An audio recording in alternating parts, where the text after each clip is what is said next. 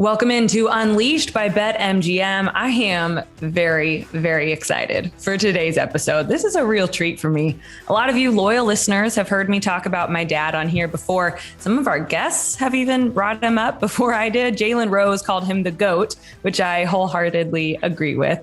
He's play-by-play announcer Kevin Harlan, and he is my co-host this week. Hi, Dad.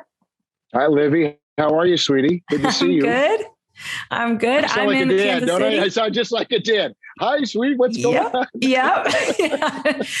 No, and you're in Phoenix. You just finished up the Phoenix-Denver game. You're covering that series. So I wanted to start there quickly before we get more into your story. But I mean, what a game. Two teams people are so excited about. You must be excited to be assigned this series.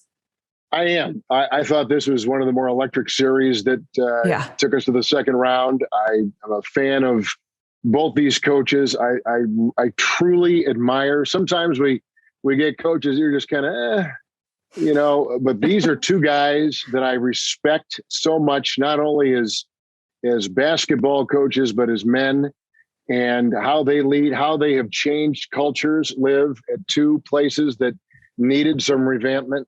Yeah. And they've taken superstar players, they've meshed them with role players, they've built benches, but they've built cultures, a winning culture, a culture of work and teamwork and team first attitude. So, it's been terrific. Chris Paul was great in game one.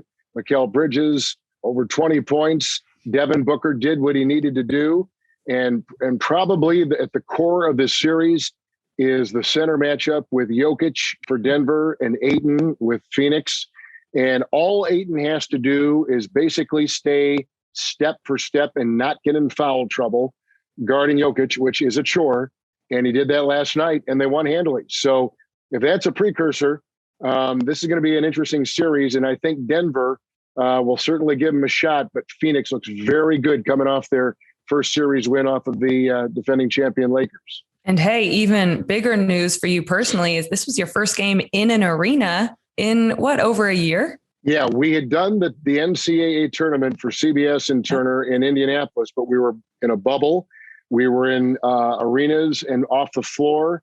We were not traveling around. We stayed in one city. This is kind of nice to get back out there.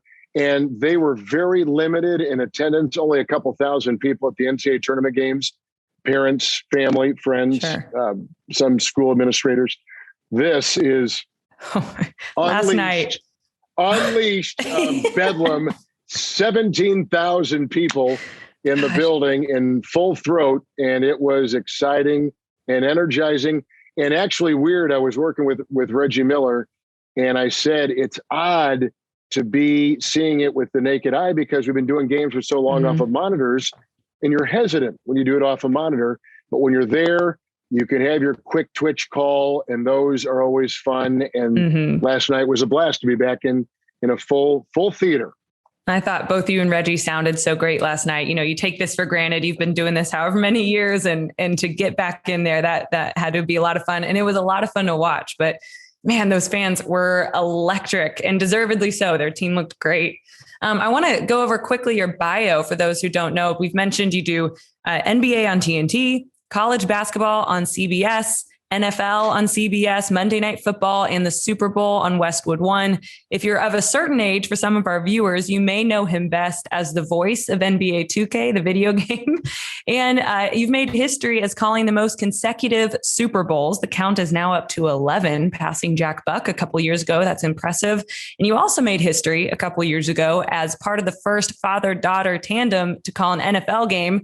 We can talk more about that later. And something I'm very proud of you for, two-time National Sportscaster of the Year winner. That's voted on by your peers. And I know that has meant so much to you. Before we get much deeper in your story, what's something you're more excited about that's ahead of you? You've accomplished so much. What's like a benchmark or an award or some opportunity that you still want to accomplish? I'm pretty comfortable just trying to evolve in what I'm doing right now. It's hard to maintain in this business, to keep the jobs at a certain address, and to stay at a high level. And that's enough of a challenge for me I think sometimes, and you and I have talked hour upon hour upon hour about if you're looking too far ahead, you're not looking at what's right in front of you. So for me, the most important thing right now is game 2 coming up tomorrow night in Phoenix between the Nuggets and the Suns. We all want to, we all aspire to be the best we can be.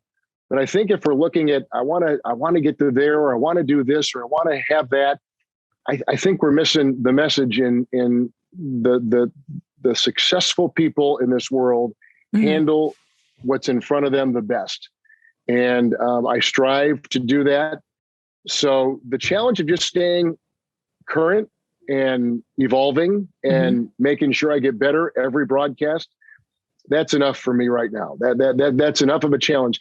And then I've always felt, as I've again told you, and you've heard these ad nauseum, but if you're trying to please other people, if you're trying to look beyond and engage yourself on what others are doing, that's a fool's errand. You're never going. That's a black hole. You are never going to emerge from.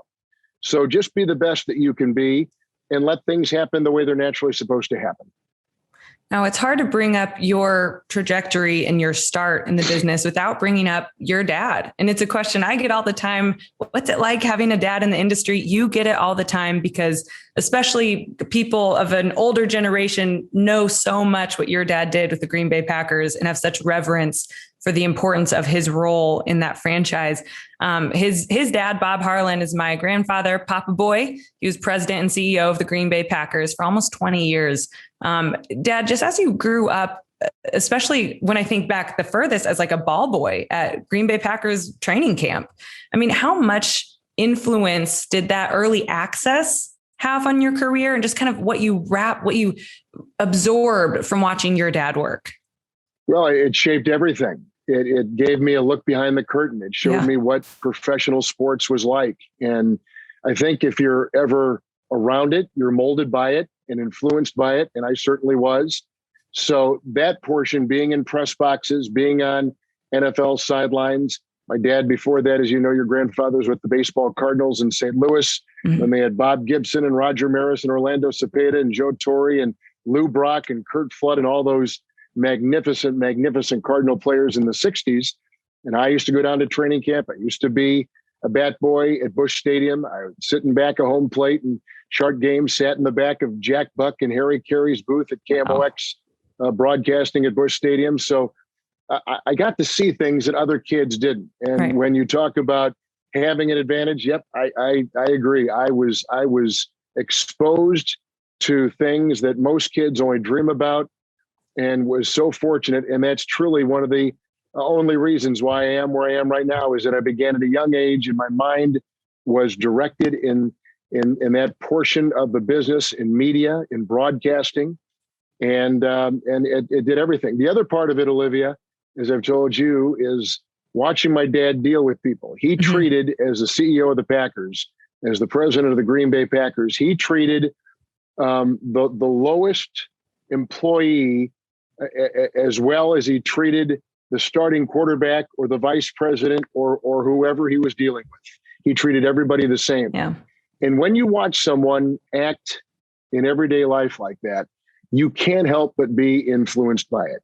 And I truly felt that was a big component of his success, his rise. He always said, I'm not the smartest guy in the room, but dealing with people, listening to people, understanding them was a big part of his success. And so I've followed that. And I think you've taken after your grandfather too, because I worked with someone last night here in Phoenix who had worked with you on an ESPN game. And they said, your daughter is the only one who says thank you after every little thing that I would do. Yeah. And you've done bowl games out here in the Valley of the Sun. So they know you out here. Yep. They know you out here from your sideline work with ESPN. And it makes a father proud to hear those kind of stories. And you and I feel very fortunate we're in this business, blessed beyond measure. And so when you hear those stories, you feel like, let's treat others the way you want to be treated. And I saw my dad do that for a lifetime. Absolutely. And then us as his grandchildren observing that too. And it's just very cool in any industry to watch someone who's at peak success and have peak humility. And I think he's always carried himself that way. And I was going to bring up that same story of it's such a small business. So yeah, if it's a cameraman, a graphics producer, audio tech, all the time people say, I've worked with your dad and man, is he the nicest? No one else stops to like remember names and ask about our kids and how we're doing. And I have definitely watched you and Papa Boy do that. And that's huge. And really your legacy is unfinished. You know, no one knows what their legacy will be. I remember Oprah saying Maya Angelou told her that. And I think your legacy, just from what I've observed and as your only child in the industry and kind of gets to be in these circles, is I think your legacy will be kindness. I think that is what ultimately you will be known for. Do you ever think of it like that? Well, I think everybody strives to be kind, and I don't know. I don't think everyone does. I mean, truly, it's because it's such a tough business. You're under so much stress. It's very time sensitive. Everything's live and you've done so much work. You've traveled there. You're doing the game. So much can go wrong at any moment. And unfortunately, not everyone does lead with kindness. Well, it's hard because there's a lot of frustration and you're working around people in a very public business. Yeah. And mistakes are glaring and for all to see. No one sees sometimes a mistake made in an office cubicle. No one sees a mistake made, at home as you're cooking dinner, right? I mean, and those are simple examples, but this is a pretty, of course, we know what we signed up for. So, there shouldn't be any challenge in understanding, well, why is this happening? I guess you just feel you want to do and you want to treat people the way you want to be treated. I think we all know that saying, but to execute it when there's stress is very difficult. And there are times that it is stressful and someone has made a mistake or someone is wanting to talk when you've got, a set amount of time to get something done, whether it's writing a lead for a story or trying to make sure you've got the information correct on a player and it's time sensitive. You don't have the time to spend with that person. So you remember that and you store it away. And hopefully the next time around, you can say, hey, I am so sorry. You caught me at a time when I had to get something done in 2 minutes. Yeah. You came by to say hi and I've thought about it and I slept on it. I feel bad about it. So I guess if there is ever that little speed bump where you can't be the person that you want to be, you go back and rectify it so you can be that person that you want to be. And I guess you feel like everybody around you wants to do the best job they can. Right. And everybody is trying hard. They don't want to make a mistake. They don't want to, be imposing. That's not their goal. They're just trying to help and trying to do the best that they can do. So you appreciate that fact of it. And I do love the business because there are characters and it's made up of people. You can have all the bells and whistles you can, but at the end of the day, it's people punching buttons, making decisions, talking in your ear, at your side, on your, it's all about people. So you and I have talked about this many, many times. And I think a little bit of kindness probably goes a long way. Now you kind of brought this up. The business is changing. And when I got in versus when you got in, and it's just a different world. And you and I kind of disagree on this one topic. I love social media. I make it work for me. I think it's a great way to interact. I think it's a great way to share stuff. You recently got rid of your Twitter. I know you still have an Instagram, but I don't think you're ever on it because I've tagged you in a couple things. I don't think you see it. But my generation. I don't know how to tag. I don't know how to say, yeah, hey, thanks for that tag. That tag. I don't know what that means. But I just think my generation is using it for us. And I don't think either way is right or wrong, but why do you think your approach is the way it is? And why do you you're more traditional in the sense? Well, first of all, I only got Twitter because you girls thought it would be good for me to get on, but I never felt I had anything really important to say. And my main goal with Twitter has always been as a news feed. Because by having an account, it allows you to get on and then follow the people that are reporters like yourself who have updates on stories, who may be breaking a story. So I use it strictly as a news feed. Vern Lundquist said something to me many years ago at a CBS NFL seminar. And he said, I always thought I was pretty good. I always thought that I had kind of nailed a broadcast. I always kind of thought, that I had gotten it. And then I got on Twitter and read what they were saying about me. And I've never felt so low and so degraded and so deflated than reading comments by people who have nothing but comments to shoot out there with no accountability. And this is one of the greatest to ever do it. And just one of the greatest men. One of the greatest and one of the kindest, warmest souls you'll ever come across. I can't tell you how much I respect him as a man and as a broadcaster. One of the legends in our business, Vern Lundquist. Mm-hmm. And when he said that to me, it shut off. So I purposely never look what they say about me. I don't want to know what they say about me.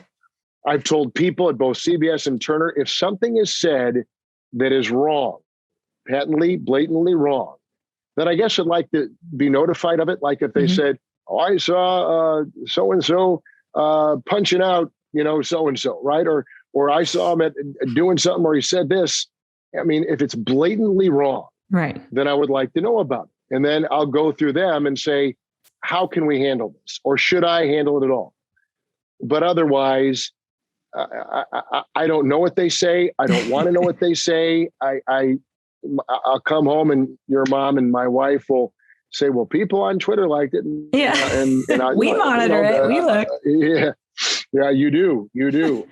I don't want to. I can't. And I guess, I don't know if that's a frail portion of my psyche. I'm not afraid of criticism. I love criticism because it's the only way. There's always a truth in every critical remark. There's always a vein of some kind of truth, even if it's outlandish. 5% may have a smidge of truth.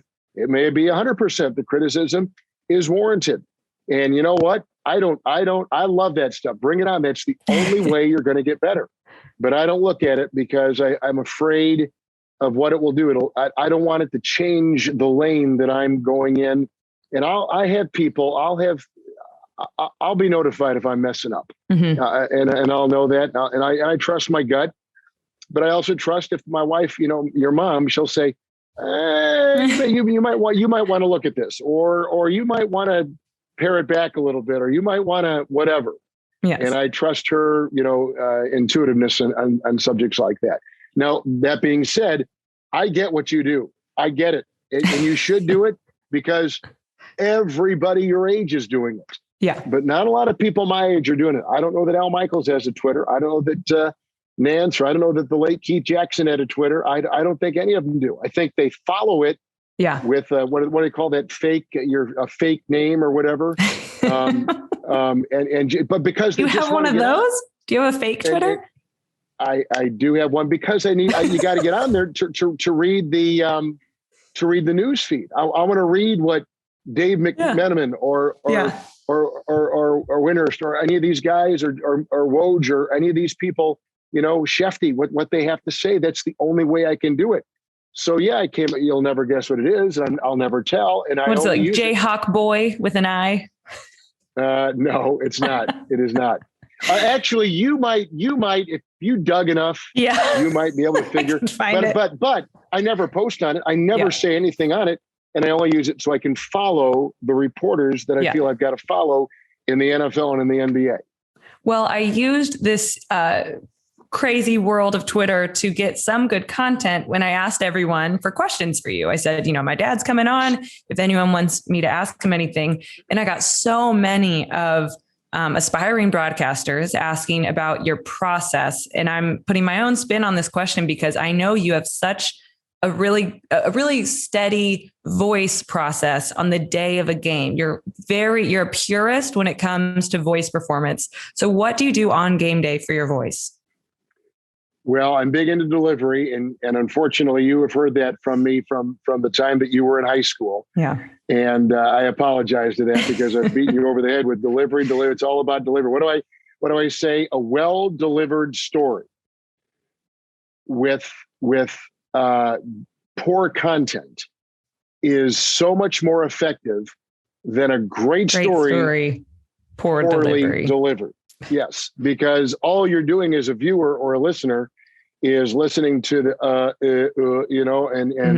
and the stuttering and the trying to find the right word.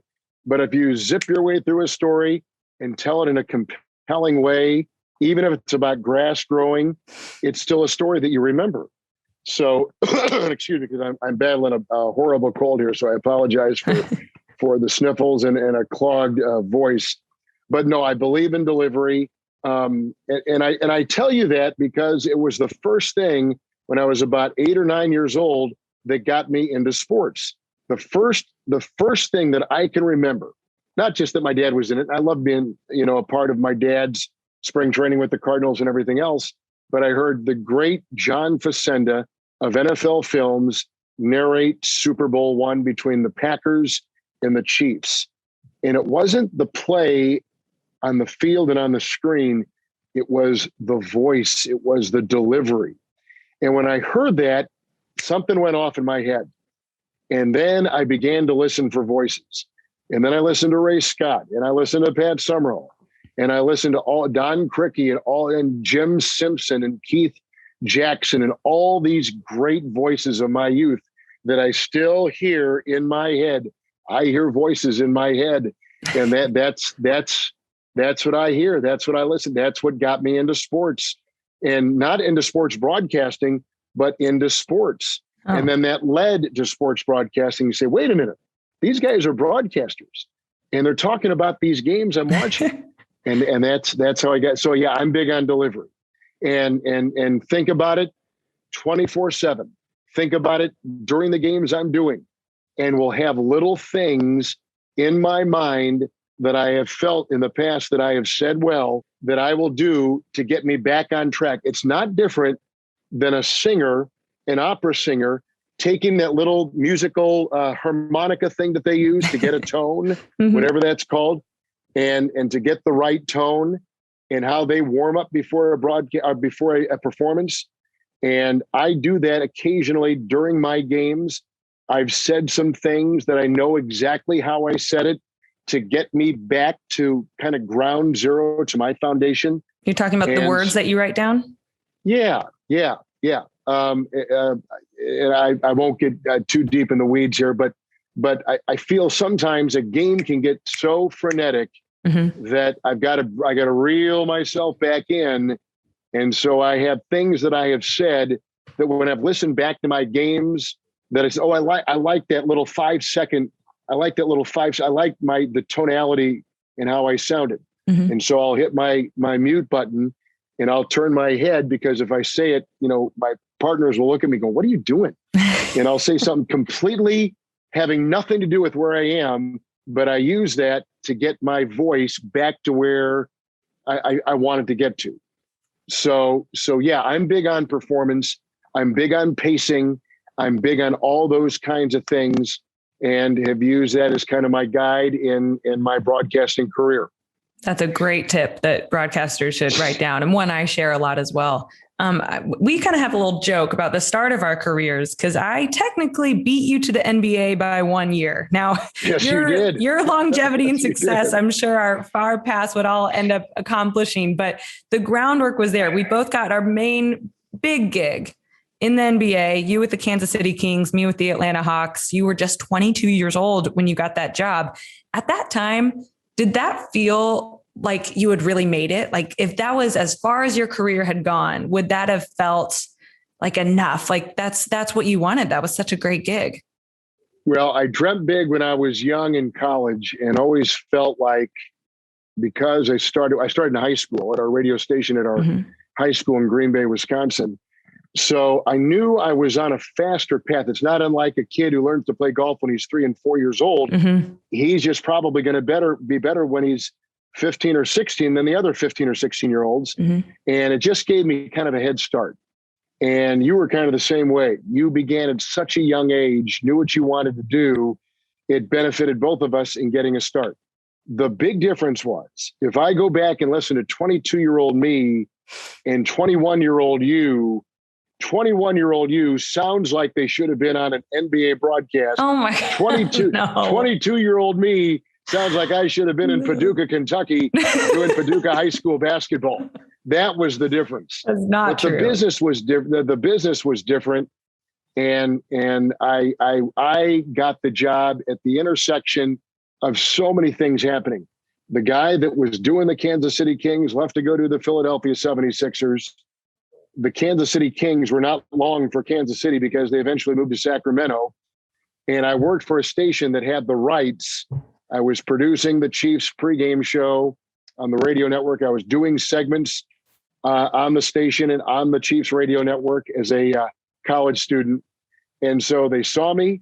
I was young, I was cheap, and I was available. And that really led to that job. And so it was by total luck and good fortune. Mm-hmm. You earned it because the Hawks saw what you were doing on Fox Sports with the Southeastern Conference football game sideline reports. And these guys, I know for a fact that Fox Sports were like, wait a minute, what's going on here? And the Hawks brought you on board, and it was the smartest thing they've done. And I was with one of the owners the other night who said, we miss Olivia Harlan so much. That was before you became Olivia Dekker. So, the business now is probably far more competitive than when I was breaking in. Since when I got in, my God, I wouldn't go back to be 22 years old, getting in the business for anything in the world right now. It's so intimidating. No, I tell these kids, I say, as I told you, I say, it may not happen as fast for you, but if you love the business, if you love what it takes to get better in the business, and you just drink in 24/7, everything about broadcasting, how to be better, watching others, using them as a roadmap, all these things. And if you enjoy the journey, this will be a fulfilling business for you. But if you're just in it to make money and trying to get to the next market and hopscotch and leapfrog and do all that stuff, you'll be left empty at the end of the day because you'll never get to where you want to go. It's a endless string of disappointments. But if you love the business, and you and I love the business, it can be very fulfilling. And I just make sure that they've got the right compass heading when they jump in, because it can be frustrating and it can be degrading and it can be very, very disappointing.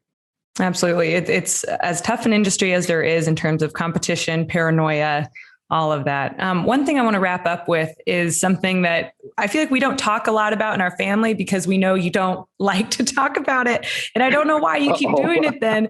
It's the goofy calls, the streaker, the cat, calling 2 games at once, the guy in the bra at the Super Bowl. And it's so what you're known for. And I hate saying that because you do so much good, serious work, such great journalism, great play-by-play. But, it's clickbait. It's funny. It's memorable. And we're going to bring on Peter Andrew later in the show, and we're going to play a little game because he's brought up a bunch of your great calls. But I've just got to ask, because this is one of the top questions I kept getting on Twitter, is what's going through your mind when these calls are happening? Because sometimes I hear you and I'm just like, oh my gosh, what's he saying?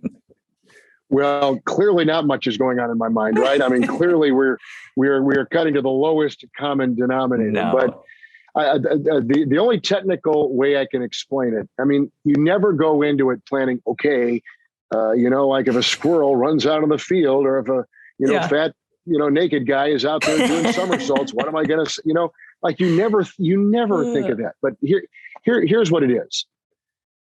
When I'm doing these games, and you know this because you go through the same process, I am so lost in the game. Like I am so into every detail of the game. And when you get lost in something and you're so immersed in it that you are just reacting to the next thing that happens, and you almost do it kind of in an out-of-body subconscious way, like you're not thinking about really what you're even saying. Yeah. And the things that people remember I've done on radio, on NFL radio broadcasts.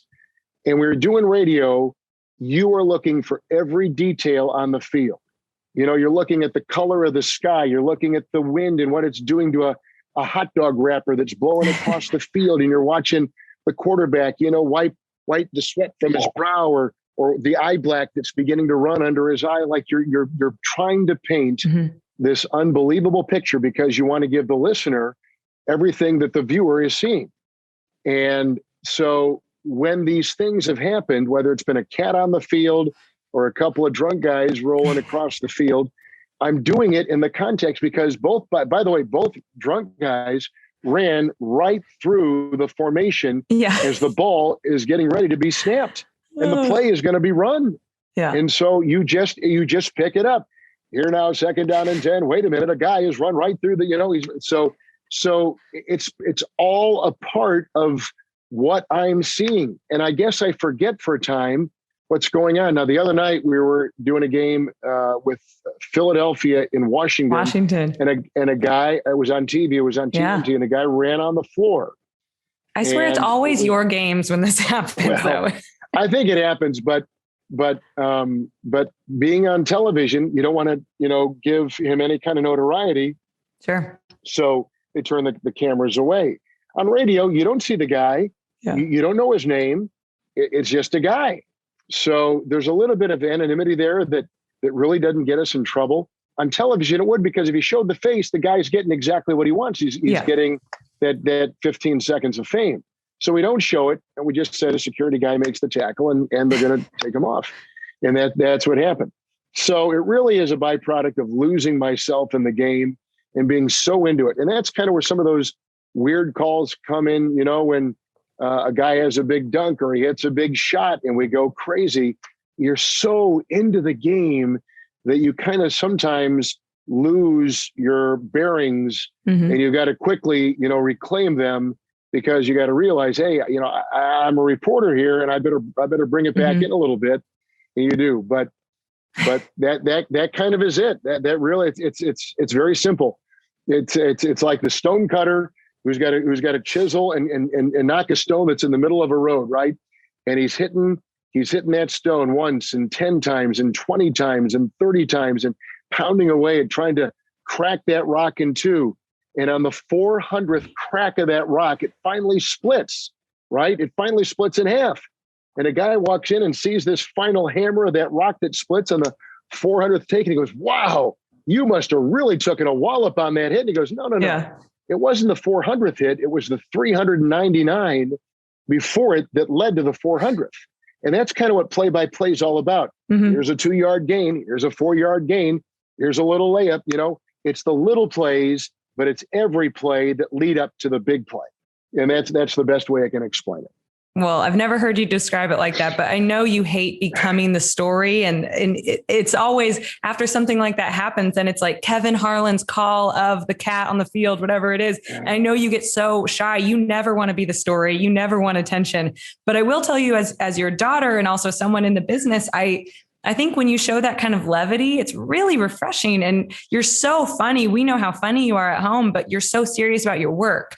And I like when you do that, because I think it shows that you take the work seriously, but you don't take yourself too seriously. So again, I just want to commend you on those moments, because not only are they great viral social media moments that people are just like, Kevin Harlan's a national treasure. I see that tweet more than anything.